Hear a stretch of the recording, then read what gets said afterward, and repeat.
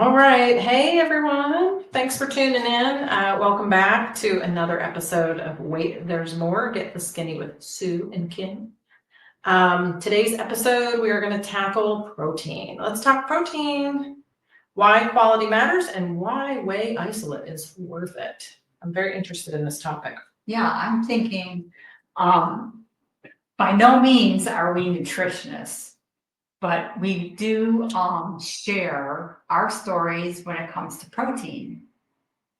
We've done some research on our own actually for me over the years and for Kim as well, seeing what type of protein powders.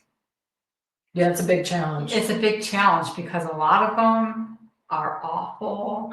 A lot of them taste chalky, and you buy these big, huge containers. And granted, like some places will allow you to return them, but you get these big containers. And I found, like, if I just don't drink a protein shake, I'll add it in order to get rid of it. Mm-hmm. I will add it to a smoothie. Oh yeah, because then you can't really taste how awful it is. Yeah, sometimes masking with the flavor. Yeah, and also, like, protein is not for bodybuilders. Yeah, that's definitely a myth. Or the gym junkies. Yeah, I think for me, that was a big misconception. I did not put any worth to protein, any thought to protein leading up to the surgery. And then again, my little binder with all of this great information from the surgeon, that's all they talk about is protein. And I think I kind of went crazy and I bought all sorts of little packets from I think it's bariatricpal.com. Mm-hmm. They have a lot of good vitamins and a lot of different protein options. I really didn't like any of them, honestly. At the time, right after surgery, I'm sure you can relate. It all tastes so different. Your taste buds change. Everything just kind of turns your stomach. So I was trying to get like flavorless, and it's hard to get down, and it's hard to get in the stomach because it's so small. But yeah, I think you have this stereotype of it's just for bodybuilders, or it's just if you're working out. And I've learned the hard way because my muscles were not being fed. I got very weak and I lost a lot of hair. You never noticed it because I just have a ton of hair. But I mean, I was taking out brushfuls. I think anybody going through menopause, anybody on here is going to relate to the hair loss. And it's come back really because I put more protein in. I mean, it's just that simple. Yeah. You'll discover protein is not all equal. There are a lot of people that get confused, but we're going to break down the different types of protein there is, explain why whey isolate, I always want to say we, but it's whey, is the golden standard, and why sometimes it's worth spending the money than going the cheap route. It's true. I think that's a big thing too, just with the weight loss in general. It is a financial burden, and to some more than others. And you might be the lucky one who can afford the really high end, or just going to put it in your budget for the mid to low end. Any way you can get your protein, of course, natural. That was another thing the doctor always said to me: make sure you're getting the natural, animal based first before you resort to the powders. But sometimes it's just you can't get that much in your stomach, and you need, I've got 80 more grams to go today. How am I going to get it? Yeah. But I guess I'll roll into my next segment here, why protein matters. Protein is the building block of your body. It supports muscle repair, hormone balance, immune function, and even your metabolism. So that kind of just confirms everything we just said, for sure. Yeah. And right after weight loss surgery, or during, your weight management transformation, protein becomes even more critical. And like you said earlier, we don't get enough protein just by eating whole foods or meats or whatever. Sometimes you need that extra, like, protein shake, or even if you add protein to a smoothie, you're still getting that protein in. It just helps preserve lean muscle and it keeps you fuller longer. Yeah, definitely. I noticed that too. And that wasn't my goal to feel fuller. I really was just focused on my muscle tone Yeah. and my hair loss. I mean, as vain as that is, I was like, I want to be strong. I want to be able to, live. I mean, this was a whole health journey, really. Yeah. But and then there's those out there. I was a vegetarian for 8 years.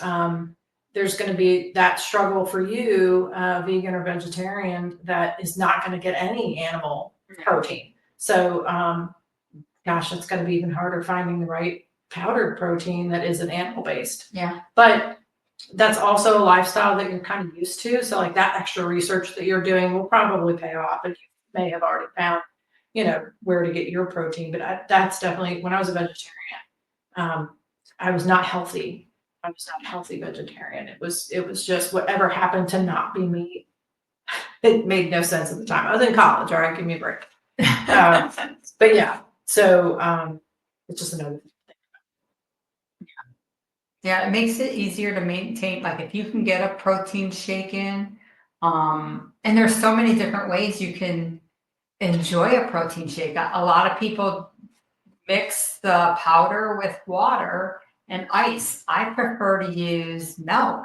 Oh yeah, I could do water. Yeah, water to me just makes it unbearable. I mean, some people love it, and I'm not going to knock anybody who drinks it, protein shakes with water, but I prefer to use milk.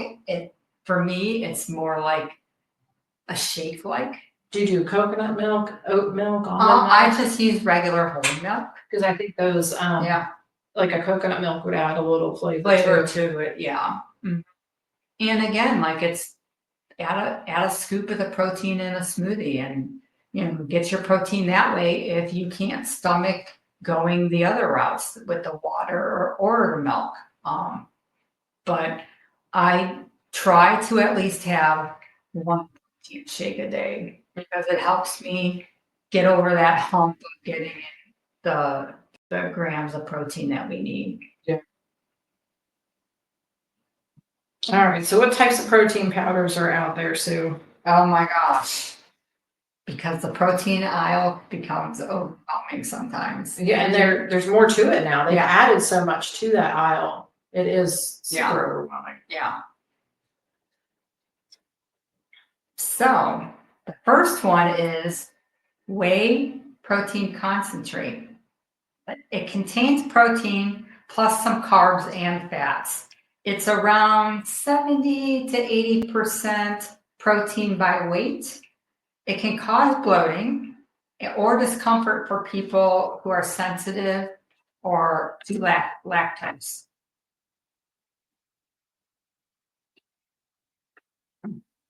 Okay, so your next one is whey protein isolate. Yes. Now that is the gold standard. It's 90 to 95% pure protein with most lactose and fat removed. It absorbs quickly and digests easily. It's great for women who want lean muscle maintenance and minimal stomach upset. Considered the cleanest, highest quality form of whey protein. Casein protein is slow digesting, great for bed or overnight recovery, or for overnight recovery. It's not ideal if you are lactose intolerant or want a light shake. The next one, plant-based proteins such as pea, rice, hemp, or soy. They're great for vegans or those with dairy allergies, usually lower in essential animal amino acids. I can never say that. Amino acids, yes. Especially leucine, is that right? Which limits muscle repair benefits. Yeah, blended plant proteins can help close the gap, but may have more carbs. And then the last one is collagen protein, supports joints, hair, skin, and nails, but not a complete protein. Works best as a supplement alongside other protein sources and not as replacement. Now, my husband uses the collagen protein, but he also adds in the regular whey The way I isolate as well. So he uses both when he makes his protein shakes. Well, I just got locked into a big container. I didn't know it was that big. Something was advertised, Ancient Nutrition, and it is collagen, but specific to hydration, which I just assume I need. But that was hard to get down, and I bought it in berry flavor, so it doesn't like mix. Yeah. Like I wish I could throw it in my coffee, but it's not going to taste right. But yeah, I would still need to add in. I didn't realize I wasn't getting a complete protein out of that, so that's good to know. I also feel like if you're going to drink a protein shake, you just might want to just go with the basic flavors, either unflavored or a strawberry vanilla chocolate. I feel that once you get into pumpkin spice flavor or the Dunkin' Donut flavor or the cookies and cream or the fruity pebbles, like I feel like that's got all kinds of sugar added into it to make it sweet. And the purpose is to try to get as much protein as you can. And I feel like that sugar takes that in place of the potential of more protein being. But that's a fair point. I mean, I kind of always grew up like it's beauty, but you can't. You know, my mom would make me sleep on those hard plastic rollers. She'd be like, "You have to suffer to be beautiful." And, it's kind of the same way with taste buds. Like I tell myself, this is really good for me because it tastes so bad. Yeah. Like I wish it wasn't that way, and maybe there is a better way. Like we'll get into that linking, you know, whatever our go-to whey protein isolate is, we'll put that in our socials. Yes, definitely. Again, we all need help. We're all navigating this together. And I think just being able to go find it, and because you're doing so much else on this journey, the least amount of things you have to go research on your own helps you better yourself quicker. Yeah. You know what I mean? So we're hoping to just give you all of the tips and tricks and find these things for you so you can move on with your journey and not be stressed out, because it is stressful. So yeah, hopefully we'll find some good links to put up about the different proteins for we recommend. And again, right or wrong, it's just what we found for us. Yeah. It's always worth giving the next thing a try. So the next segment is why whey isolate is a real protein. Good, I needed to know this. So why do we call it real protein? It delivers what your body actually needs, the complete amino acids and high absorption with no extras, like all those flavors. I see what you're saying there. Yes. Yeah. So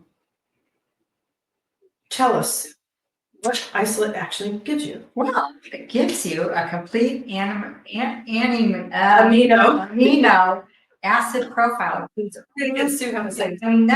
includes all 9 essential amino acids. Do we have those 9 amino acids? I didn't know there were 9 essential amino acids. We're going to link that too. Yeah. We're learning as we go here. I'm curious. The high leucine content triggers muscle protein synthesis, the repair and growth process. Obviously, protein. Fat absorption. Ideal. Oh, that? Yeah, not bad. Fast. That would be great. Ideal for recovery. Low carb and low fat, perfect for post-surgery or maintenance goals. Gentle digestion. Lactose is mostly removed, reducing bloating and discomfort. Yeah, I will say the digestion, I had a decent recovery where that's concerned. I mean, you learn real quickly what you can't eat. And I didn't realize like milk feels very heavy and like clogging. Yes. And I didn't think about the lactose, but I drink Fairlife, which I think is the lactose is removed. It still feels very heavy going down. But that's another thing to really consider is whether or not you're kind of lactose intolerant. But yeah, you don't want that. What do they call it? The bubbles, gurgles, or whatever after surgery. Yes. you worked so hard to get here. You don't want to just be knocked down by pain that you didn't even mean to instill on yourself. But yeah, so they're saying the whey isolate, feel the difference, the real routines, because there's less heaviness, better energy, and your body uses it more efficiently. So I like that. Yeah, I would suggest, if you're unsure, maybe try a whey protein concentrate versus an isolate and see if it's different. How you tolerate it. Yeah, can you tolerate it? Do Do you feel like you're more fuller drinking the gold standard isolate protein, or do you need to, see if you can tolerate it? Some people And for some people, the concentrate may just be fine. You may be very successful. Yeah. Because that happens to pretty much everything out there. Just spell any conclusion to these days. Yeah. Yeah, I mean, and be honest, like you go and you stand in front of you're at GNC or you're at Walmart looking at all the protein in the aisle and all the price differences. And you just have to really take a look at the ingredients on the back. If you're looking for the isolate, for me, that's my go-to, because I know that I'm getting real protein and not just like, hey, it might say 18 grams of protein per serving on the concentrate, but am I really getting 18 grams because it's got all this other stuff in it? And so the price, you know what you're getting, the higher the price is. Yeah, unfortunately, but it's true. Yes. And it's worth it. Yes. And, and I'm not going to, tell you not to go a different route, but for me, I just feel like the isolate protein makes me feel fuller. I'm not craving a lot, and I can get through like an in-between meal to the next meal just fine without having to reach into the Halloween candy. Yes. I don't know if this one's going to be aired before our holiday, so Yes. perfect. Yes. Yeah, with isolate, you're paying for purity and performance, not the fluff. So it's like the difference between fast food and clean eating, which, I mean, I think we're all trying to do that too. With the clean eating, it does take a little more investment of your time and money. Yeah. If we had a Whole Foods here, I think I would be there quite often, or even like Trader Joe's or the bigger stores that just offer a lot more clean eating. Yeah. A lot more options, I guess. Yeah. But it takes the time to look at the ingredient list, like you're saying. This is the journey we're on. The investment is quite large. It's a mental investment. It's financial. But your why, which I'm assuming we've all come to the same why of, we're just trying to be healthy and do right by ourselves, for ourselves, that it justifies that. Yeah. And I feel like if you'll end up using less, it'll make you feel better, and you're getting what you paid for. Think of it as fueling your body with premium nutrition. And not a bargain bin shake. Yeah, like premium gas and Yes. just 87. Yeah. Yeah. Are you an 87 or a 93? Yeah. How do you run? Sometimes I feel like I'm 50. Yeah. Yeah. But okay, we're going to try to recap. And I don't know if we've actually mentioned all of these things, but just want to make the point to say, aim for 20 to 30 grams of protein per meal. There is a protein like formula on the internet, and basically you have to have, what I do for a living is trying to crunch the numbers from kilograms to pounds and freight and figuring all that out. But there is one for protein, and it's something very similar where it's like, times 2.2, whatever your weight is. I don't know. It's an insane amount of protein. I would never expected we would eat on a daily basis, but I think my husband's diet plan, his nutritionist has him on 40 per meal. So again, it is sort of based on your weight. But yeah, so try to just mindfully put in, just shoot for 30 every meal. I think that's a good, happy medium for everybody. Pick a protein powder that's high in quality, low in fillers. As we mentioned, the whey isolate is ideal to help, because there's just so much more to it. It's not just trying to feed your muscles, it's just the recovery, maintenance, how to get to your goal. And again, if you're dairy sensitive or vegan, just choose a blended plant-based protein that lists, at least try to find those 9 essential amino acids that we'll post, because I'm going to have to look that one up.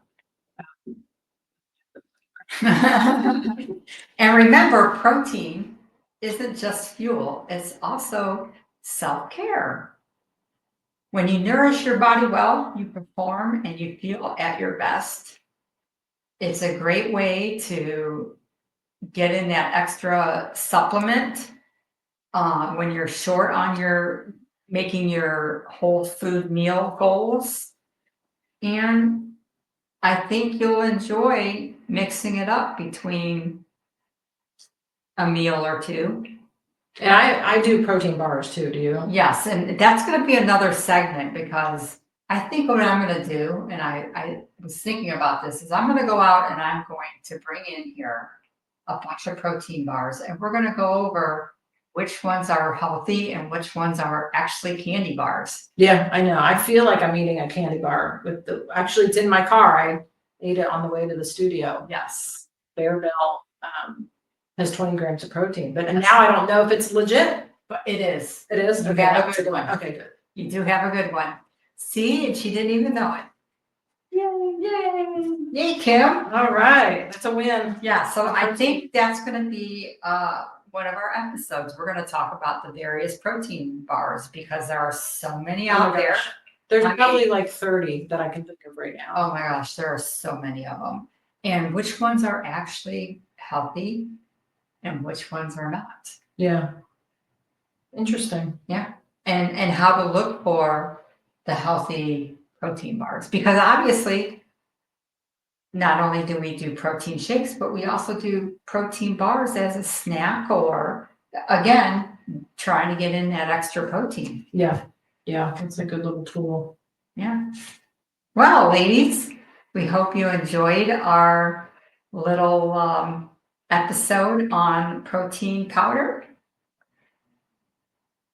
We appreciate you tuning in. And if you've been struggling to find the right protein, we hope this clears up all the confusion. Yeah. Yeah. We'd love to hear what you're using. We'll post more specifics so you can refer to that, but also give us your tips and tricks. Message or comment on Facebook page. Wait, there's more. Get the Skinny with Sue and Kim. But yeah, we'll help each other that way. It'll be in the comments. Yeah. And don't forget to follow us on your favorite podcast platform for more real talk about health, mindset, and thriving beyond the scale. As always, when it comes to your health and happiness, wait, there's more. Thanks, everyone.